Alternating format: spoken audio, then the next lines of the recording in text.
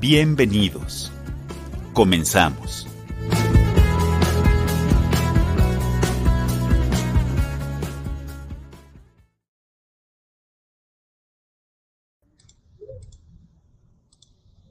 Hola a todos, ¿cómo están?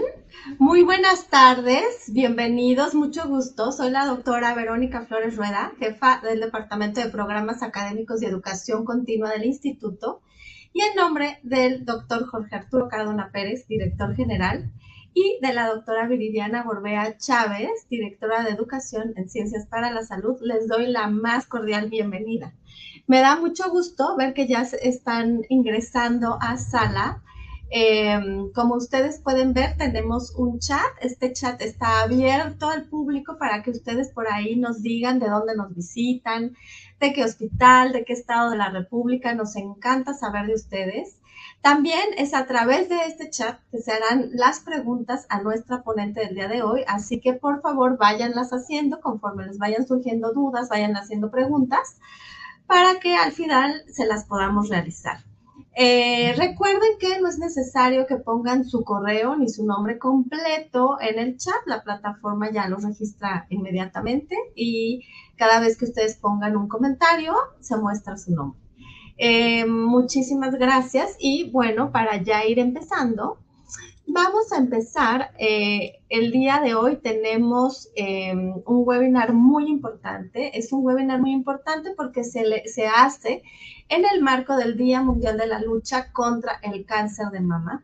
Y como ya desde hace varios años, nuestra coordinadora del evento del día de hoy es la doctora Ana Cristina Arteaga Gómez.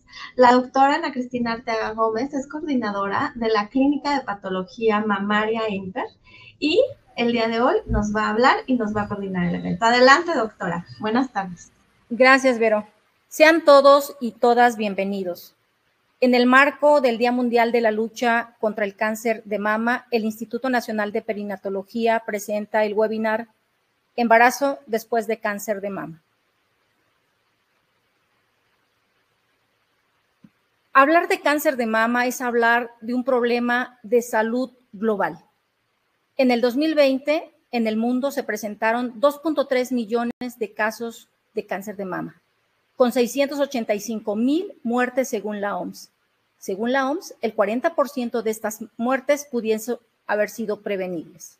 En México se presentaron en el 2020 29,000 nuevos casos, con una incidencia de 35 por 100,000 mujeres mayores de 20 años.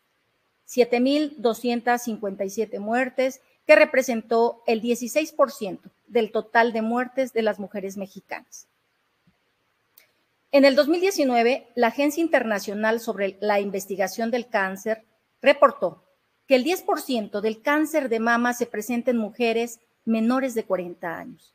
50% no tienen su paridad satisfecha, el 8% buscará un embarazo y solamente el 4% logrará embarazarse. 1 de cada 3 pacientes llevará un hijo vivo a casa. Por lo que proponemos esta pregunta. ¿El embarazo genera un impacto negativo para la sobrevida de la paciente? El día de hoy, para mí es un honor presentar a la doctora Denise Delgado Amador, excelente profesional, pero sobre todo una persona con alto compromiso social. La doctora Delgado es ginecóloga oncóloga del Servicio de Tumores de Mama del Hospital Juárez de México, coordinadora de la subespecialidad de ginecología oncológica del mismo hospital y jurado del Consejo Mexicano de Oncología. Denise, gracias por estar aquí. Bienvenida a tu casa.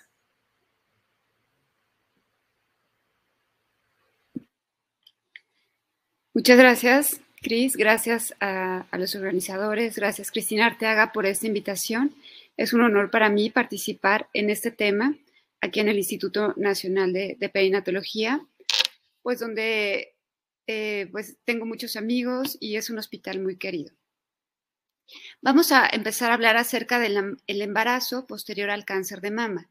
Este es un tema donde no hay tantas publicaciones como tal, pero es muy interesante porque nos habla acerca de lo que hay después del cáncer. A veces las pacientes, cuando reciben este diagnóstico en un momento vulnerable de sus vidas, piensan que ya no hay algo más después del cáncer.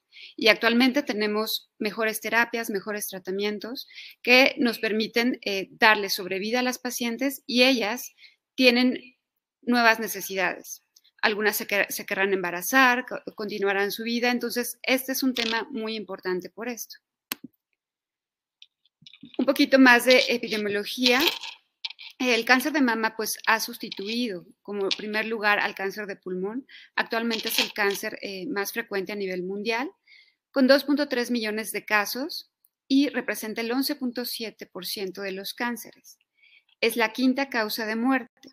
Por cada 4 cánceres que se diagnostican en mujeres, 1 es por cáncer de mama y por cada 6 muertes por cáncer en el mundo, 1 es por cáncer de mama. Aquí podemos ver el mundo teñido de rosa con algunas excepciones, como África subsahariana, algo de Norteamérica, China. Y bueno, la edad media al diagnóstico de las pacientes con cáncer de mama es a los 60 años. Esto es en la literatura internacional. En nuestro país, las mujeres mexicanas son una década más joven que las reportadas en la literatura, lo que estaría siendo alrededor de los 50 años. El 20% de las mujeres son menores de 49 años y 5% son menores de 40 años a nivel mundial. En nuestro país, hasta el 50% son menores de 50 años y el 15% son menores de 40 años. Lo que quiere decir que México es un país de mujeres jóvenes y estas mujeres se enferman de cáncer de mama. Entonces, este tema es muy importante porque algunas de ellas tendrán la inquietud de embarazarse y debemos tener el apoyo, contar con ese tema que algunas veces ni se habla al momento del diagnóstico. Sabemos que las mujeres jóvenes tienen un peor pronóstico. Algunas veces las encontramos en etapas clínicas avanzadas. Generalmente la biología tumoral es más agresiva, tenemos más incidencia de tumores triples negativos o ER positivos, pero pues también tenemos nuevas terapias que tienen un impacto directamente en la sobrevida.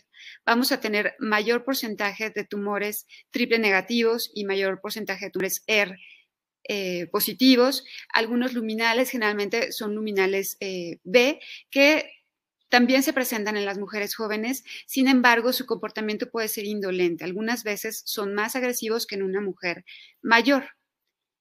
Las diagnosticamos, seguimos diagnosticándolas en etapas clínicas avanzadas, etapas clínicas 3, y existen series en las cuales se encuestó a las pacientes, se les preguntó si querían embarazarse y el 50% manifiestan su deseo de embarazarse y sin embargo solo el 4 al 7% de las mujeres sobrevivientes logran el embarazo. Aquí un poquito más de la biología de los tumores. Receptores hormonales negativos hasta un 26%, comparado con la mujer mayor que llega a ser entre un 14 y un 17%, el ER2 sobreexpresado alrededor de un 34%, en la mujer mayor alrededor del 25%, luminales A un 40% en las mujeres mayores, en las mujeres jóvenes es menos frecuente, alrededor de un 17%, y aquí podemos ver las características de los tumores, los factores pronósticos que generalmente en estas pacientes en mujeres jóvenes tienden a ser adversos. Tumores más grandes, grados tumorales 3, como en esta serie, que hasta un 58%, eran grado 3, 50% los encontramos ya con afección a la axila, 27% de multifocalidad. Entonces, pues vemos a estas pacientes que tienen factores pronósticos adversos. La mujer joven así se caracteriza. Entonces, también la mayoría de las veces, o es más frecuente que indiquemos tratamiento neoadyuvante o adyuvante. La quimioterapia, por ejemplo, tiene un impacto directo en la fertilidad de las pacientes. El tratamiento citotóxico va a dañar las células de la granulosa, causar una insuficiencia lútea, ciclos anovulatorios y amenorrea. Esta amenorrea puede ser transitoria o permanente y básicamente va a depender de la edad de la paciente, el esquema utilizado, ya sean traciclinas, taxanos, antimetabolitos, y el tiempo y la dosis acumulada. Entonces, es muy importante que cuando hacemos el diagnóstico, así como nos sentamos a explicarle a la paciente lo que tiene, cómo va a ser el tratamiento, toquemos el punto de la preservación de la fertilidad. La terapia sistémica tiene un impacto como tal en la fertilidad. Hay una reducción en la fertilidad debido al menor número de embarazos e incremento de abortos. Esto es importante porque las series reportan que en las pacientes con cáncer de mama hay un incremento de abortos que llega a ser hasta de un 29%. Y esto a veces, es la manifestación de una inseguridad que puede tener la paciente ante cómo se va a comportar su enfermedad ante el embarazo. Entonces, debido a eso, pues deciden interrumpirlo. Hay una reducción de la reserva ovárica que nos va a llevar a amenorrea y de los esquemas que tienen mayor incidencia de amenorrea, la ciclofosfamida es la que mayor incidencia de amenorrea nos va a dar hasta un 82%. La amenorrea de larga evolución se va a presentar en el 15% de las mujeres menores de 40 años. Aquí podemos ver esta tabla en la cual podemos ver la falla ovárica de acuerdo a la edad de la paciente y al esquema utilizado. En mujeres menores de 40 años, la falla ovárica es menos frecuente, entre un 20 y un 60%. En mujeres mayores de 40 años, mientras más cercana a la menopausia la edad de la paciente, pues es más probable que con el esquema de quimioterapia aplicado ya haya una pérdida de la función ovárica. Y aquí tenemos los esquemas más utilizados: ciclofosfamida, metotrexato, 5-FU, con una falla ovárica de alrededor de hasta un 75%, antraciclina y ciclofosfamida con una falla de alrededor del 34%.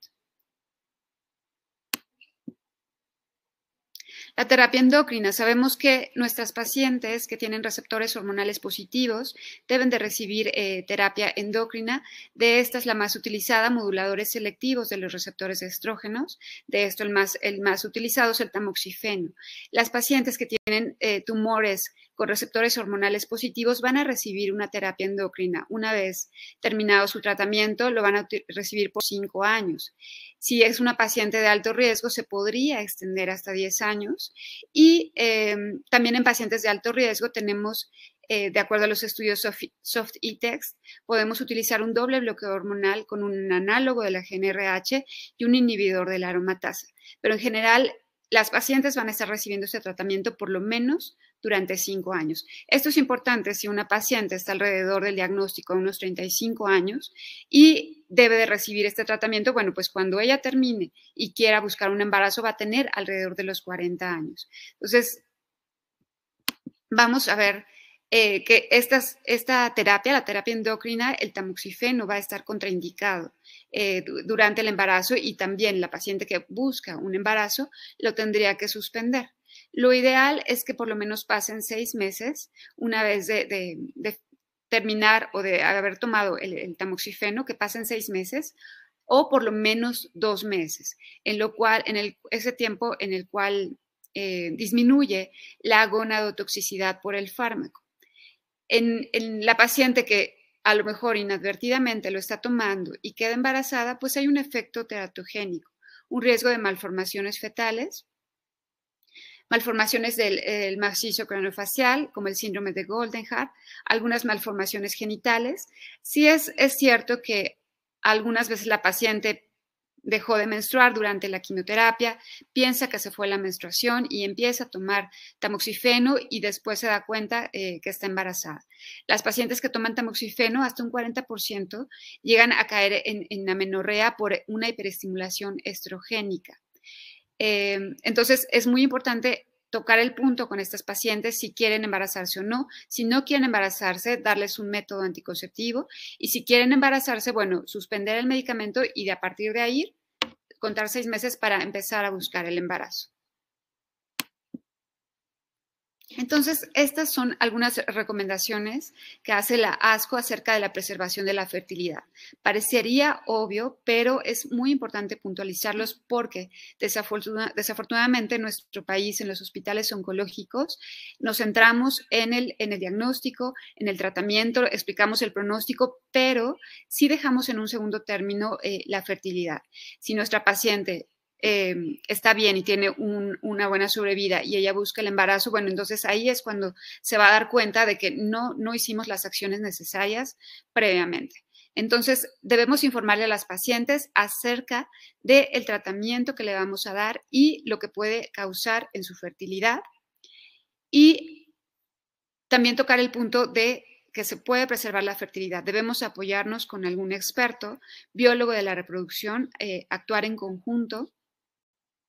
Una vez finalizado el tratamiento, revalorar nuevamente la fertilidad, de qué punto se está partiendo y tener información adecuada. Esto va a ayudar a la paciente a tener una mejor calidad de vida y estar menos estresada. Saber qué es lo que va a pasar, eso le va a dar seguridad y confianza. Y bueno, en cuanto a las técnicas de reproducción, hay muchas técnicas. Criopreservación de embriones, de lo más utilizado.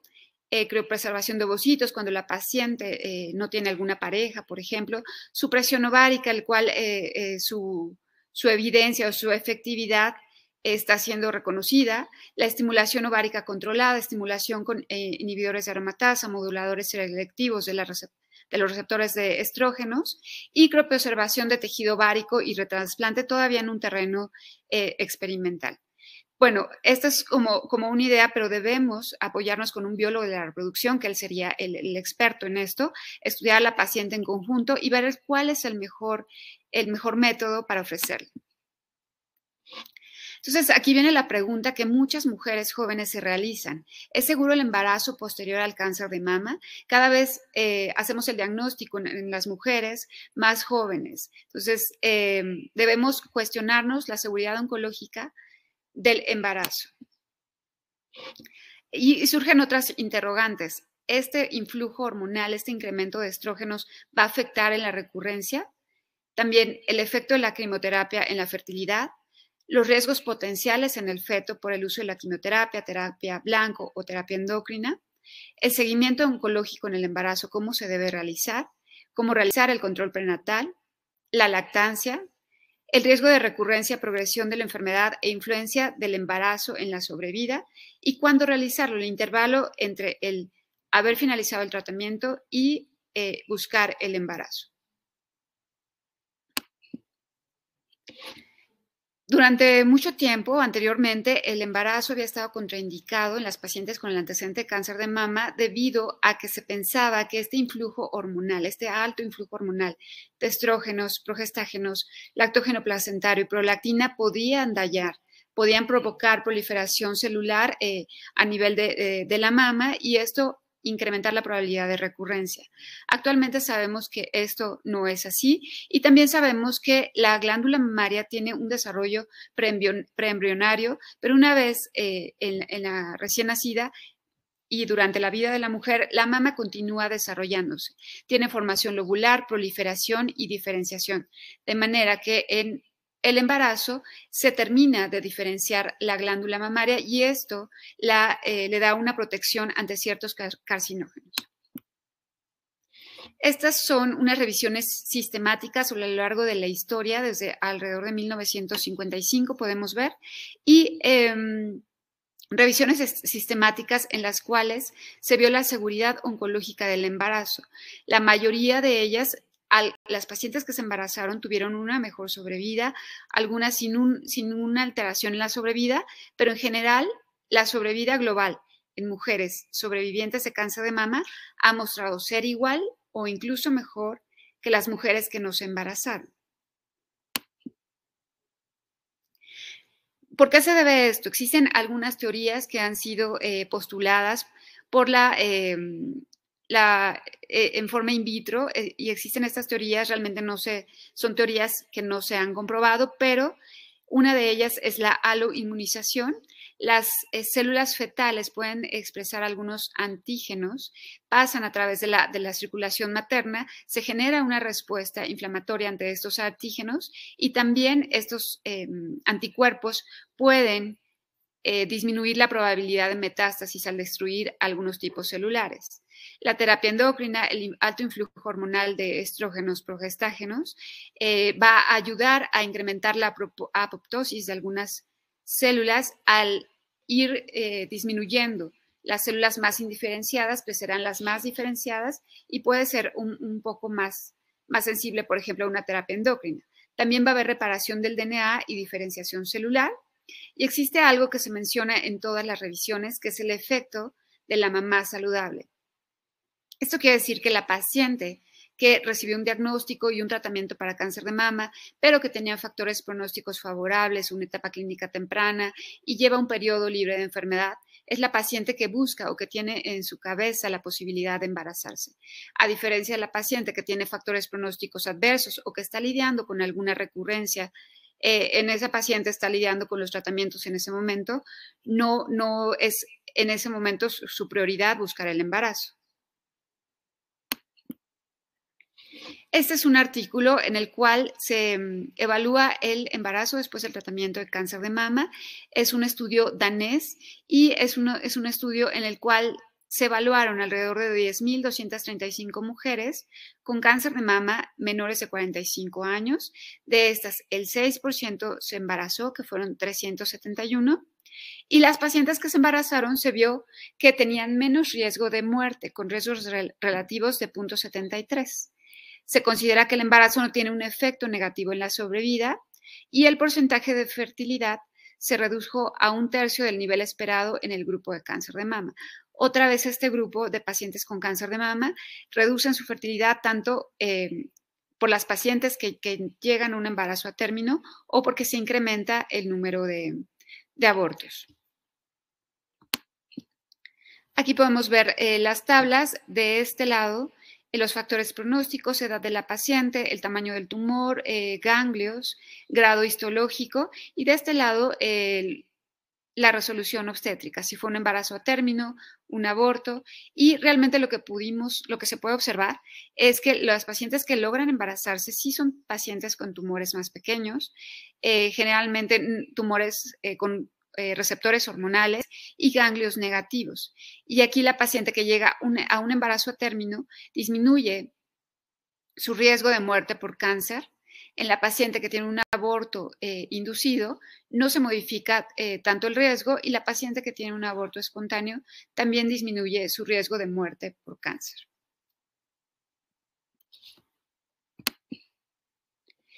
Este es un estudio que actualmente está corriendo y es muy importante porque nos va a decir la seguridad del embarazo en la paciente que tuvo cáncer de mama y que tiene tumores con receptores hormonales positivos. Este es un estudio positivo y nos va a decir si es seguro realmente suspender la terapia o aplazar la terapia endocrina después de 2 años de tratamiento.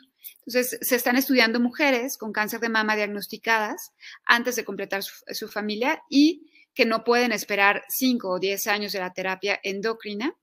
Es una evaluación prospectiva en mujeres de 18 a 42 años, en las cuales han utilizado la hormonoterapia por más de 18 meses y menos de 30 meses. Actualmente reclutadas 500 mujeres y se va a dar seguimiento de 10 años. Este estudio lo vamos a tener listo en el 2028 para ver exactamente si esto que nosotros hemos implementado de dar 2 años de terapia endocrina, que la paciente busque el embarazo, ver exactamente la seguridad oncológica de estos procedimientos. ¿Cuánto tiempo debe esperar la paciente? En general, el promedio es alrededor de 2 años posterior al tratamiento. Las causas de que sean 2 años es porque en estos primeros 2 años se da hasta el 80% de las recurrencias. Entonces, estos 2 años, por lo menos después del tratamiento, y se debe de individualizar considerando el pronóstico de la paciente, la edad, la fertilidad y obviamente su deseo. Se ha visto que a intervalos mayores mejora la sobrevida. Y recordar que pues, la terapia endocrina está contraindicada en el embarazo.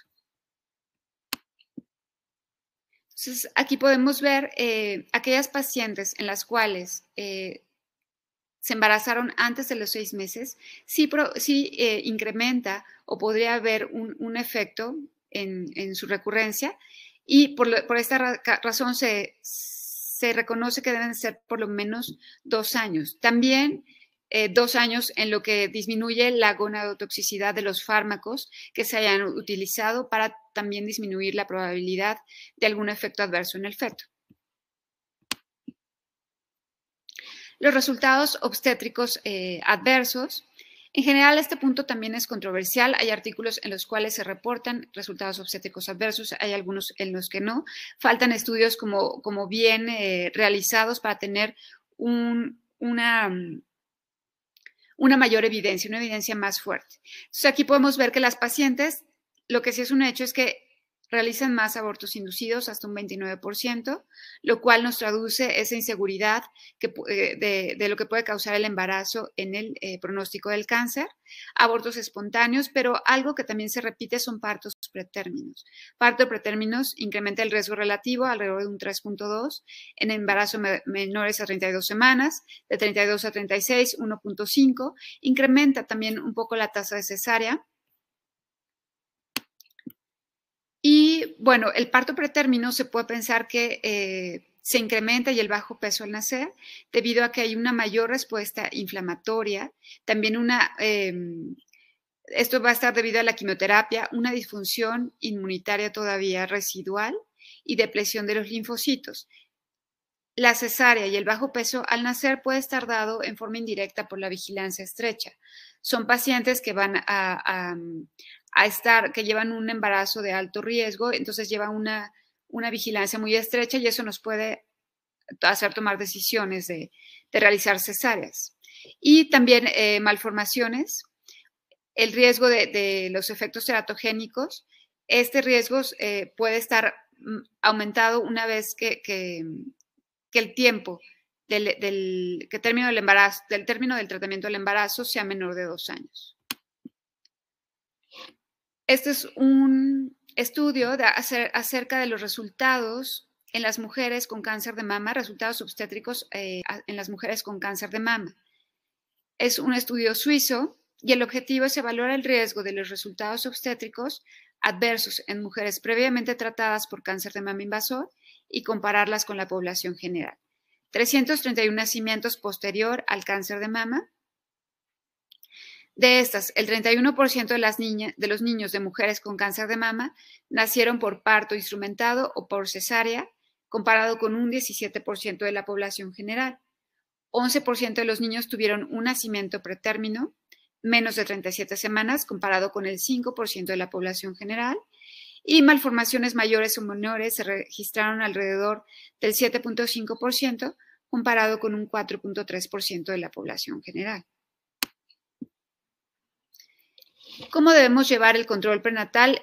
Como todo en oncología, debe ser un manejo multidisciplinario, tomando en cuenta el antecedente de la paciente, si fue una etapa clínica temprana, localmente avanzada o metastásica, y tener el apoyo de todo el equipo, el ginecólogo, cirujano oncólogo, el oncólogo médico, el obstetra, el médico materno-fetal y el neonatólogo. Realmente es el trabajo de muchas personas porque, bueno, pues son embarazos complejos con el antecedente que este manejo multidisciplinario nos va a dar un mejor resultado. ¿Cómo realizar el seguimiento oncológico? En general, el seguimiento oncológico pues se realiza como en las pacientes no embarazadas. Vamos a tener algunas restricciones, obviamente, en algunos estudios que no vamos a poder solicitar, pero vamos a seguir revisando a nuestras pacientes los primeros 2 años, cada 3 a 4 meses, a partir del tercero y quinto año, cada 6 meses y posteriormente anual. En nuestra revisión, en nuestra consulta oncológica, preguntarle a la paciente cómo se ha sentido, eso es lo más importante, si tiene alguna molestia, tratar de identificarlo, y una revisión, la exploración. Si tuviéramos alguna duda, alguna sospecha, por ejemplo en la mama, a lo mejor de alguna recurrencia locorregional, solicitaríamos, el primer estudio sería un ultrasonido. Ese sería el estudio con el cual iniciaríamos, y estudios más especializados, tomografías, PET, obviamente la centellografía. O sea, estas son estudios que no van a estar indicados en el embarazo, y en la mujer no embarazada se van a solicitar solamente si hay síntomas específicos. ¿Qué hay acerca de la lactancia? Pues sabemos que todo el mundo sabemos los beneficios de la lactancia, los beneficios en el recién nacido, mejora su estado inmunológico, la mejor nutrición, los beneficios también en la madre realmente son innegables. Sin embargo, nuestras pacientes, por el antecedente, pues van a tener que lidiar con consecuencias tanto físicas y emocionales que van a afectar la decisión de la lactancia. Sabemos que la lactancia reduce el riesgo de desarrollar cáncer de mama alrededor de 4.5% por cada año. Y bueno, nuestras pacientes se van a ver ante un impedimento, ¿no? A veces la paciente puede tener solamente una mama, la mama sana, o si en la otra mama, si en la mama enferma se hizo una cirugía conservadora, a veces el abordaje, la cirugía conservadora, la radiación nos puede dar hipoplasia, hipotrofia. Entonces, bueno, pues las recomendaciones generalmente va a ser que lacte del lado de la mama no afectada. También, obviamente, que no esté recibiendo tratamiento, y si ha recibido tratamiento, a lo mejor durante el embarazo tiene que pasar por lo menos 30 días después de haber terminado la última dosis de la quimioterapia. Vamos a hablar un poquito acerca de la población especial, aquellas pacientes con mutaciones BRCA. Se puntualiza un poco más porque, bueno, estas mujeres generalmente al diagnóstico pueden ser mujeres más jóvenes, mujeres que van a ser sometidas también a salpingoforectomías profilácticas para disminuir su riesgo de cáncer tanto de mama como de ovario. Entonces, estas pacientes son una población especial también con necesidades especiales que debemos de tomar en cuenta. Sabemos que aproximadamente el 12% de las mujeres menores de 40 años pueden tener una mutación en los genes BRCA. Estos genes son genes reparadores del DNA. BRCA1 se encuentra en el cromosoma 17, BRCA2 en el cromosoma 13, ambos con un patrón autosómico dominante, un patrón de herencia autosómico dominante. Tienen características, a veces pueden ser bilaterales, multifocales, triples negativos, asociados también a cáncer de próstata, colon y hueso, y BRCA2 más frecuentemente también asociado a cáncer de mama en los hombres. Aquí podemos ver esta tablita clásica de los riesgos de una paciente que presenta un BRCA1. Su riesgo de vida de tener un cáncer de mama se va hasta un 80%, y el riesgo de presentar cáncer de ovario alrededor de un 60%, para BRCA2, riesgo de cáncer de mama un 60%, y para ovario un riesgo del 20%. Entonces, estas pacientes tienen deficiencias en la reparación del DNA. Si aunado a eso ya le dimos algún tratamiento, le dimos quimioterapia, es importante en estas pacientes tocar el tema de la preservación de la fertilidad y también la baja reserva ovárica. Si la paciente se embaraza, también se tendrá que ver el punto de un diagnóstico preconcepcional, por lo cual, pues, el manejo sigue siendo multidisciplinario con apoyo de biólogos de la reproducción y materno-fetales. Este es un artículo de embarazo después del cáncer de mama en pacientes con mutaciones BRCA. Es un estudio retrospectivo internacional multicéntrico y son pacientes con cáncer de mama invasor menores de 40 años que tenían el antecedente de una mutación BRCA. Se buscó la sobrevida libre de enfermedad en pacientes con y sin embarazo, resultados obstétricos y sobrevida global. Aquí podemos ver que fueron 1.252 pacientes con cáncer de mama y mutación BRCA. De estas, 195 tuvieron al menos un embarazo posterior al cáncer. La mediana de edad al diagnóstico del embarazo, 35.7 semanas, años, y el porcentaje de embarazo a 10 años, 19%. El porcentaje de embarazo en mujeres con cáncer de mama sin BRCA o en las mujeres en general es alrededor de un 4 a 7%, lo que quiere decir que en este estudio hay un mayor porcentaje de embarazos. Y los embarazos en pacientes que tenían tumores hormonopositivos, un 16%, y aquellas que tenían tumores hormononegativos, un 21%. Lo que querría decir que a lo mejor aquella paciente que no recibe los 5 años posteriores a esta terapia endocrina, bueno, pues piensa más en buscar en el embarazo. Entonces se compararon aquellas pacientes que lograron el embarazo, tenían la mutación, y aquellas pacientes en las cuales no tenían el cáncer. El embarazo se logró en el 19%, lo cual podemos ver que es una tasa incrementada a comparación de los demás revisiones. El riesgo de parto pretérmino alrededor de un 9.2% comparado con un 11% de la población general. Riesgo de aborto alrededor de un 10.3%. Riesgo de anomalías congénitas alrededor de 1.8% comparado con el 3% de la población general, y el riesgo de aborto aquí en la población general alrededor de un 17%, lo cual nos podría decir que el embarazo posterior al cáncer de mama en pacientes con el antecedente de alguna mutación BRCA es seguro, tanto oncológicamente y como en los resultados obstétricos. En este estudio no se ve algún efecto, algún detrimento en la sobrevida de las pacientes o en los resultados obstétricos de estas pacientes.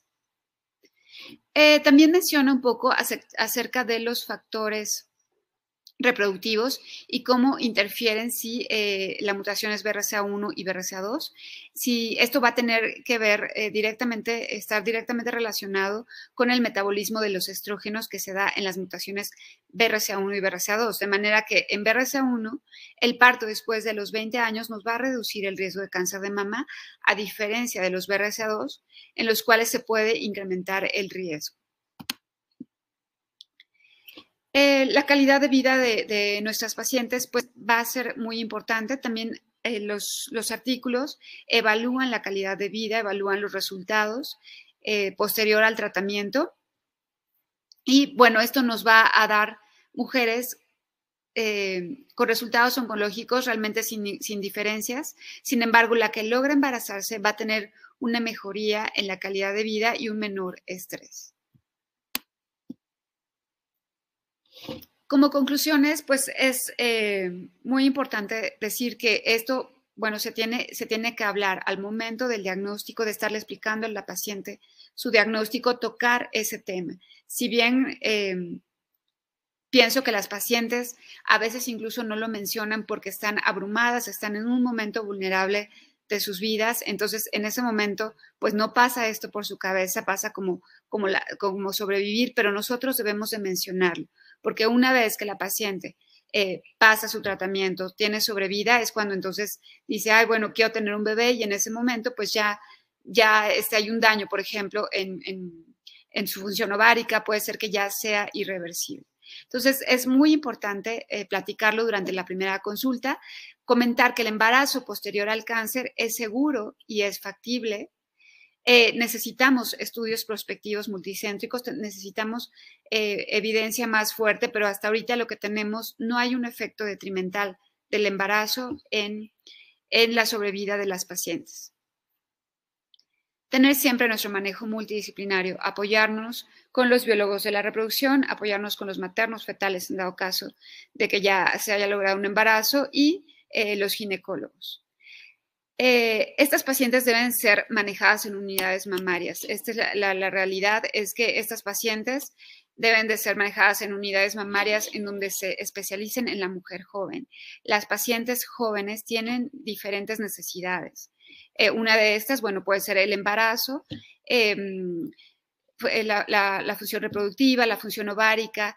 Se debe de componer de psicólogos, ginecólogos, biólogos de la reproducción, obviamente todo el equipo oncológico, cirujanos, ginecólogos, oncólogos, radioterapeutas, oncólogos médicos. Es un manejo complejo que se necesita ser realizado en unidades mamarias. Aunado a esto, que en nuestro país realmente en los hospitales oncológicos son pocos los que logran tener un vínculo con alguna clínica de reproducción en la cual se les pueda dar este manejo a las pacientes. La mayoría de los hospitales oncológicos trabajan ellos el tratamiento oncológico, pero no hay como ese vínculo con una clínica de reproducción donde se puedan mandar a las pacientes. Entonces, esto es muy importante para poder dar el manejo óptimo. Y pues sería todo. Muchas gracias.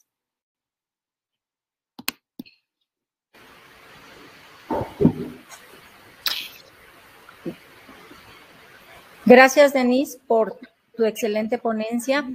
Y bueno, se rompe el mito de que una mujer que tuvo cáncer de mama, si tú recuerdas, en el 2000 decíamos, una mujer joven que tuvo cáncer de mama nunca se debe de embarazar. Las cortes hasta el día de hoy que hemos revisado dicen que el pronóstico en sobrevida para la paciente no se agrava. ¿Me quisieras dar una opinión respecto a eso? Sí, pues sí, actualmente las pacientes que han tenido el antecedente de cáncer de mama y que logran sobrevivir se pueden embarazar. Actualmente no tenemos evidencia de que sea un deterioro, que haya un efecto detrimental en la sobrevida de las pacientes. Entonces, debemos de comentarlo. Si la paciente tiene la inquietud, bueno, pues realmente lo podría buscar y con un manejo multidisciplinario para tener pues toda la seguridad de que se lleve a buen término ese embarazo. Pero en general se puede realizar. O sea, no tenemos ahorita una evidencia en la cual podamos pensar que el embarazo va a causar algún daño. Como bien lo dices, Cris, la verdad es que anteriormente esa era la creencia. Incluso se dan inducciones de aborto por eso. Entonces, realmente no tenemos ahorita ninguna evidencia. Se puede recomendar, es factible y no hay un impacto en la sobrevida si la paciente se embaraza. La mujer joven que ha tenido cáncer de mama en el país, ¿a qué barreras médicos sociales se enfrenta cuando busca la asistencia médica? Ha superado su cáncer, ha caminado, ha luchado, está en una etapa óptima para poderse embarazar, pero en el país, ¿a qué barreras se enfrenta esta mujer? Sí, bueno, la verdad es que los hospitales oncológicos son pocos los que tienen un vínculo con una clínica de fertilidad. La paciente joven que tiene el diagnóstico, lleva su tratamiento, tiene esa sobrevida y una vez que pasa el evento, o sea, el impacto del diagnóstico y el tratamiento y busca embarazarse, pues algunas veces lo va a tener que ver en forma privada porque no hay como un vínculo, por lo menos a nivel institucional son pocos los lugares donde se puede realizar algún tratamiento, por ejemplo, de reproducción o una evaluación por un biólogo de la reproducción. Entonces, pues nos falta trabajar, yo creo que a todos, a nosotros también como oncólogos, a trabajar eso, saber que la paciente tiene otras necesidades y tomarlas en cuenta desde que llega al consultorio, tanto como explicarle lo que le vamos a hacer, el diagnóstico, a qué se va a enfrentar y tocar este punto de la fertilidad que pocas veces se hace desafortunadamente. Tenemos que trabajar nosotros también en eso para darle mejor calidad de vida a nuestras pacientes. Como lo dije al principio, nuestro país, México, se diagnostican muchas mujeres jóvenes. Las mujeres que tienen cáncer de mama son mujeres jóvenes. Entonces hay que tener un enfoque muy, muy preciso y darles lo que están necesitando, ¿no? Ya no es suficiente con sobrevivir. Antes, pues obviamente como oncólogos siempre es nuestra principal preocupación, ¿no? Que la paciente sobreviva, pero actualmente también tenemos que ver que tenga una buena calidad de vida. Desde luego, yo siempre he dicho que el cáncer de mama es una deuda pendiente del país con la mujer mexicana y que lamentablemente en el país se presenta 10 años antes que en la mujer en el mundo. Y también un punto muy importante que recalcaste, Denise, es que los niños y las niñas que nacen de las pacientes que se sometieron a quimioterapia durante el embarazo o que en alguna parte de su vida recibieron quimioterapia y después se embarazaron, son niños y niñas que deben de llevar un seguimiento pediátrico estrecho. No sé si quisieras abonar algo en este punto. Claro, sí, si la paciente estuvo sometida durante el embarazo a algún tratamiento con quimioterapia, que actualmente, bueno, también sabemos que la paciente que está embarazada y se hace el diagnóstico durante el embarazo, pues es seguro que reciba quimioterapia porque los índices de teratogenicidad en el segundo trimestre son equiparables a la población normal. Ese bebé tiene que recibir un seguimiento. Lo ideal sería hasta que pues él busque reproducirse, ¿no? Porque incluso para ver exactamente es un seguimiento largo. Aquí en el instituto se realiza ese seguimiento pediátrico, pero sí se tendría que extender para ver exactamente los efectos a largo plazo, para tener más evidencia y más fundamento de la acción de la quimioterapia, ya sea durante el embarazo o después o en aquella paciente que se embaraza después del tratamiento. Sí, también es importante reconocer que este tipo de pacientes buscará, y que bueno, que es así, buscará lactar, y que si está en condiciones, si tiene la mama contralateral en condiciones óptimas para llevar a cabo la lactancia, es algo muy bueno. Sin embargo, el mes pasado tuvimos una paciente embarazada que superó el cáncer, que tiene mastectomía bilateral, porque primero se atendió el cáncer de la mama derecha y después hizo mastectomía profiláctica. En el instituto tenemos un banco de leche humanizada, donde a estos recién nacidos, durante las primeras 72 horas, los profesionales, los pediatras profesionales, les dan lactancia humanizada de la leche donada, del banco de leche, y que este beneficio también se le ofrece a esos recién nacidos. Y por último, quisiera que nos regalaras una conclusión, Denise, y muchas gracias de haber estado aquí. Bueno, pues como conclusión realmente quiero decir que nosotros como oncólogos debemos de visualizar las necesidades de nuestras pacientes, realmente trabajar lo que tengamos, ¿no? Siempre queremos el bienestar de nuestras pacientes, pero ahora voltear a ver esas necesidades que también tienen, preguntarles durante el diagnóstico, tomar en cuenta esta fertilidad que a veces como oncólogos la verdad es que nos cuesta trabajo. No estamos tan acostumbrados, estamos más acostumbrados a otra cosa, pero ver a la paciente en forma integral para poderle ofrecer lo que necesita. A nivel institucional, bueno, pues lo ideal sería hacer convenios con clínicas de reproducción en las cuales la paciente pueda lograr su objetivo, tener preservación de la fertilidad y una vez superado su tratamiento, buscar un embarazo si es que así lo desea. Muchísimas gracias. Agradecemos su presencia a todos. Muchas gracias. Muchísimas gracias, doctora Arteaga. Denise, un gusto haberte tenido aquí. Les agradezco mucho a todos. Les quiero comentar antes de retirarnos que nos visitaron de Ciudad de México, Michoacán, Guanajuato, Xochimilco, Toluca, Iztapalapa, de Coatzacoalcos, Veracruz, de Guanajuato, de muchísimos lugares, Chihuahua, Guerrero, Teciutlán, Puebla, Nuevo León, Torreón, Coahuila, Matamoros, Tamaulipas, del Hospital Ángeles Santa Mónica, Hospital Nicolás San Juan, Hospital Naval de Tuxpan, de la IN 76, Clínica Santa Catarina, de Lima, Perú, saludos hasta allá y muchas gracias, perdón si me están faltando, ahí me ponen Nezahualcóyotl, perdón si me falta mencionar, Va a aparecer en el chat una liga con una encuesta de satisfacción. Les agradecería muchísimo que la contestaran. Son 5 preguntitas, es realmente algo muy rápido para ayudarnos a mejorar estos eventos, los temas, sugerirnos, etcétera. Fue un placer haber estado con ustedes esta tarde. Muchas gracias, doctora Arteaga, Denise otra vez. Y hasta luego. Hasta la próxima semana. Hasta luego. Gracias. Bye.